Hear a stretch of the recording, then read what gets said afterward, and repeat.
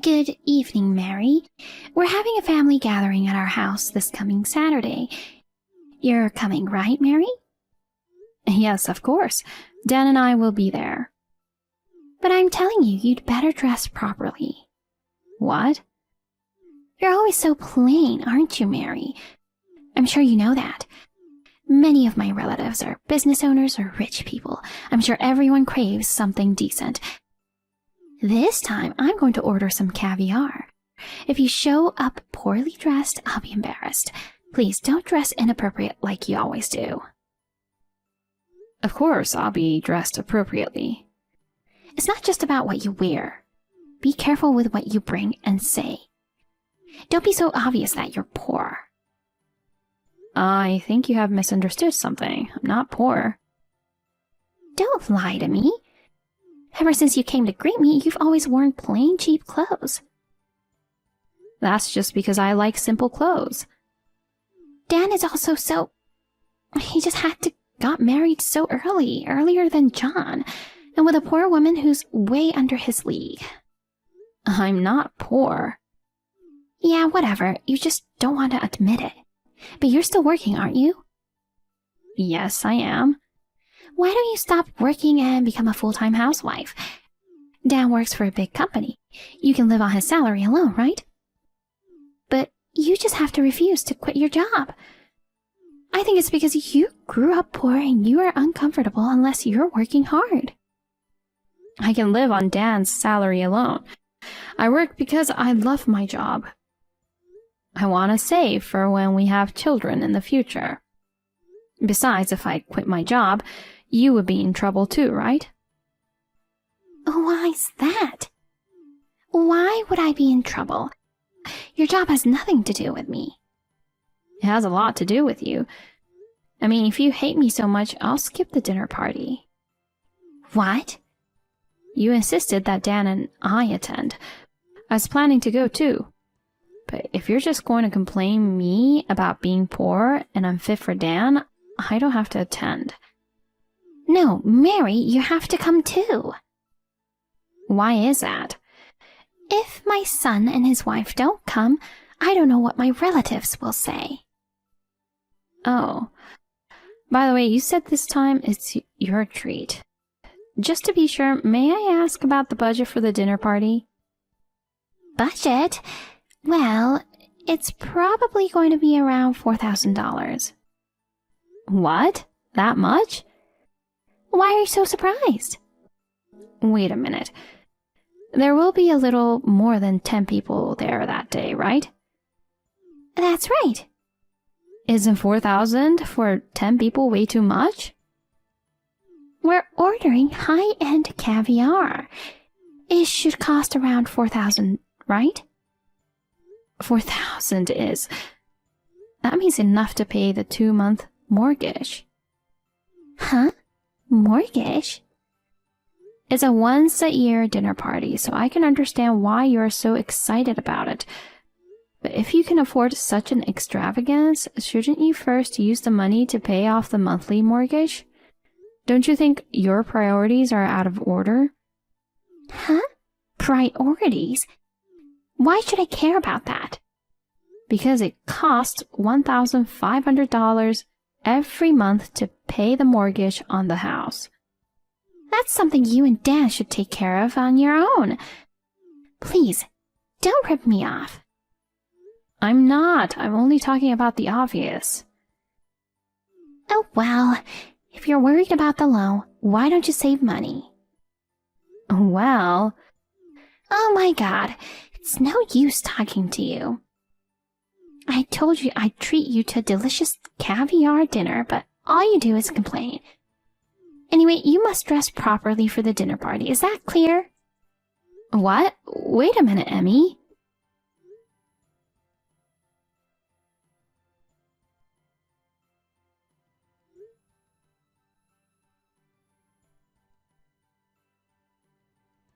Caviar? Can't you cancel it now?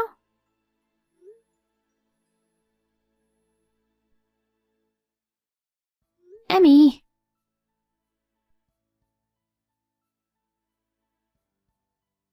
Mary? about that dinner party we talked about the other day. I've changed my mind. Ah, did you cancel the caviar? I'm glad. After all, 4,000 is too much. What? What are you talking about? I decided to order not only caviar, but also a high-end Italian caterer. Huh? I thought some of my relatives might not like caviar. So you mean the budget has increased? Yes. The budget might be around 5,400. You are always complaining about caviar. It would be a hassle if you complained again on the day, so I thought I'd let you know ahead of time. Emmy, are you sure you'll be okay? Huh? Taking advantage of the fact that Bob is in the hospital, you're spending money like Jeff Bezos. Are you sure you're going to be okay? Wait, what do you mean? Are you telling me to be stingy and save money when it's a family gathering? Don't you think you're being rude to me? I'm just saying that I'm concerned. I haven't fallen so low that you have to worry about me. But the mortgage... What? Are you talking about that again? I told you the other day, that is something you and Dan should be able to handle. I don't know. I don't think it's right to be extravagant while Bob is in the hospital. I'm still worried about spending 5,400. Shouldn't you be worried about yourself? Me? You're not saying you don't remember me telling you this, are you? I'm sorry, but yeah, I don't. Huh? I'm certain that we're not short on cash at the moment, but... Well, what a person. I knew it. You're just wanting to rip me off. You know what? You're driving me crazy. I feel like I'm going crazy talking to you. Anyway, I'll pay for the dinner party, so you stay out of it. Bye.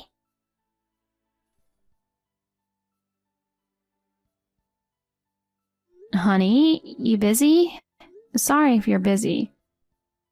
Oh, honey. I just finished work and I'm on my way home. What's up? It's about the weekend dinner party. Oh. You know the annual dinner with relatives? We're getting together at my parents' house this time too. What about it? It looks like Emmy is covering all the expenses. Have you heard what the budget is for this dinner party? What? No. I just heard she's ordering caviar, but with my dad in the condition he's in, I'm guessing it'll be reasonably priced caviar? No, that's the thing. I heard she's going to spend 5,400 for the caviar plus a catering service from a high-end Italian restaurant. 5,400? That's a lot of money. I think so too. Many of your relatives are rich, so Emmy seems really into it. Seriously? That's just trying to show off. I wonder if Mom knows her place. I tried to remind her of the mortgage, but it doesn't seem to be working. She's upset? It's like she's upset with me. I don't know. I know it's a once-in-a-year dinner party and there's no need to be stingy with it, but we're also under a lot of pressure right now.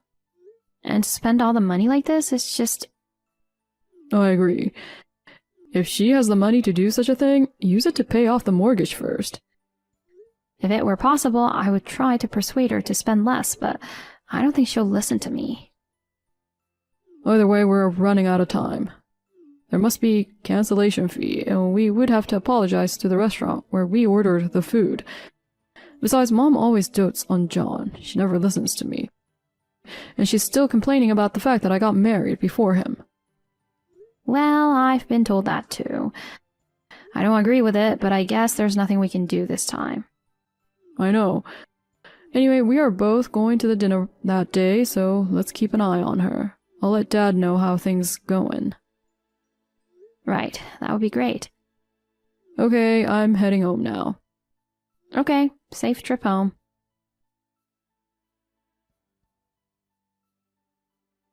Mary? Are you already on your way? Oh yes, Dan and I are on our way. We should be there in about 10 minutes. Oh, well, I'll tell you what I'm going to do right now. You need to go to another room after the dinner party starts. What? Why? Well, I asked you to come as a married couple for the sake of appearances, but caviar and Italian food are too good for you. Yes? It's for not knowing your place. You'll always be poor because you have to pay that monthly mortgage. You're the one to say. I'm saying it because I'm the only one who can say it. Because you were so vain and bought that mansion. What are you talking about? You have no money, but you forced yourself to get a mortgage, and yet you want me to save the budget for dinner parties and pay the mortgage for our own house. There's no limit to how brazen you can be. Oh, that's how you interpreted it. No wonder we're not on the same page. When the dinner party starts, quickly go to the next room. And when the time is right, pretend that something urgent has come up and go home alone. That way you can at least save your face. Oh. Well, I'd feel bad if you had nothing to eat. You can at least have instant ramen. Instant ramen? Well, beggars can't be choosers, you know. You're so shabby, so after you eat your instant ramen, just go home. Okay. Well then, neither Dan nor I will be attending today's dinner party. Huh? What are you talking about? You'll be arriving here soon, right?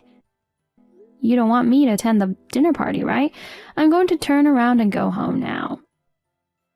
Then why don't you go home alone, Mary? Only Dan should attend. When I told him what you said to me earlier, Dan doesn't feel like going to the dinner anymore. Then you can both skip it.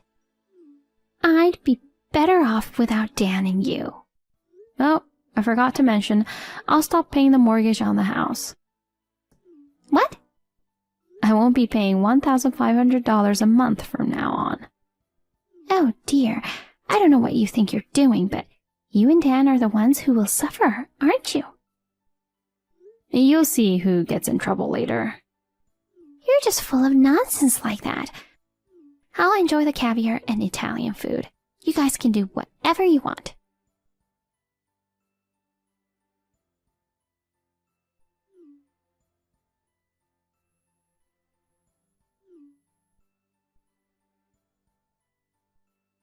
Mary!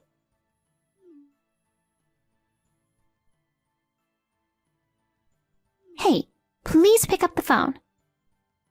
Good evening, Emmy. What's wrong? I'm in trouble. What is? It's the monthly mortgage. Oh. Is it true that you're paying for my house? Not the mansion you live in with Dan? That's right. Who told you that? From all my relatives who were at the dinner party. I see. My relatives asked me why Dan and Mary weren't there, so I told them that you were trying to make me pay the mortgage on your house. Then all my relatives said, it's the opposite.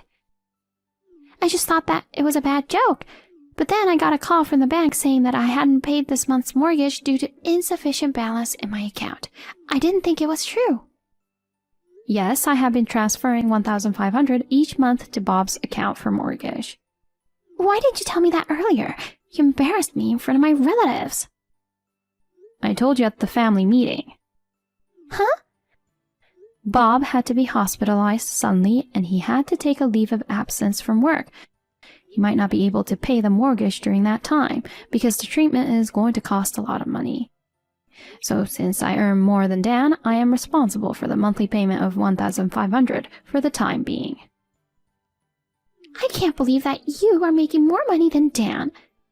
No, that's not the point. What about the mansion?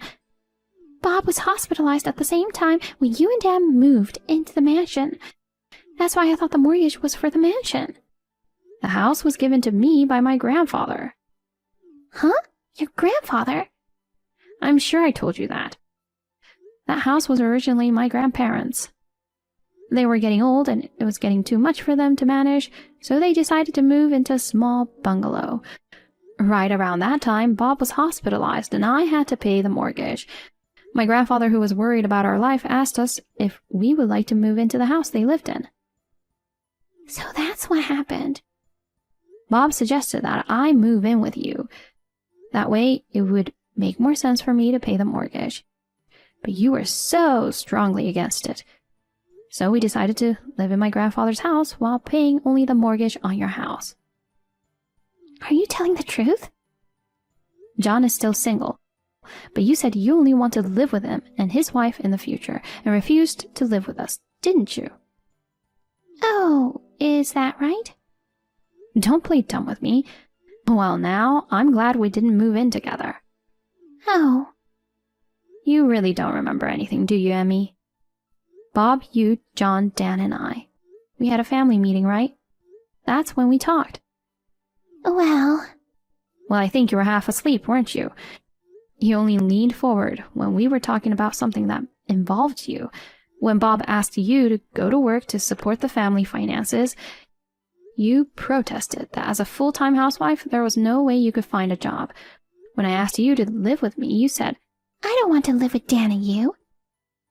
We couldn't come to an agreement, and in the end, I had to compromise a lot. But I didn't think that you had refused to live with me because you didn't understand what I was talking about. I didn't realize that was the story. Well, Bob told me I don't have to pay the mortgage anymore. What? He has decided to sell the house. What? He's giving up the house? You both can't pay the mortgage, so he has no choice but to let it go. Bob doesn't want to give up the home he bought. But to the point, to get both Dan and I involved is ridiculous. After hearing about how much money you were spending and how you were treating me, he decided that it was no longer a good idea. He also promised to pay back the mortgage that I had paid until now. Oh no. What am I supposed to do now? If he sells the house, I will have no place to live. I'm sure that's true. Don't say I'm sure like it's someone else's problem. I am your in-law.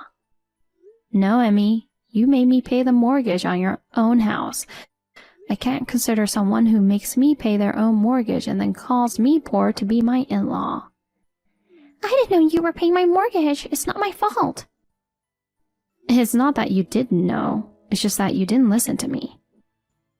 I'm sorry I called you poor. So please convince Bob not to sell the house. You can tell that directly to Bob. Well, Bob will be discharged soon, right? I'm sure you'll have a lot to talk about then. Please ask him about the future. Mary? I have nothing more to say, so if you'll excuse me. Well then. So long, Emmy. Bob finished his treatment and was safely discharged from the hospital. Then we had another discussion at my in-law's house. Although Emmy was strongly opposed to the idea, it was agreed that my in-law's house would be sold. After that, Bob scolded Emmy for spending $5,400 at a dinner party. Furthermore, Bob and John were very hard on her for continuously verbally abusing me despite the fact that I was paying the mortgage. Emmy cried and pleaded for forgiveness, but Bob's anger did not abate. Finally, they got divorced. After being evicted from that house, she rented a small apartment and started living alone. She was planning to move in with John when he got married. But to her surprise, John got married to a foreigner and went abroad. Emmy, who is now completely alone, is living a life of poverty and draining what little money she has left from her share of the property.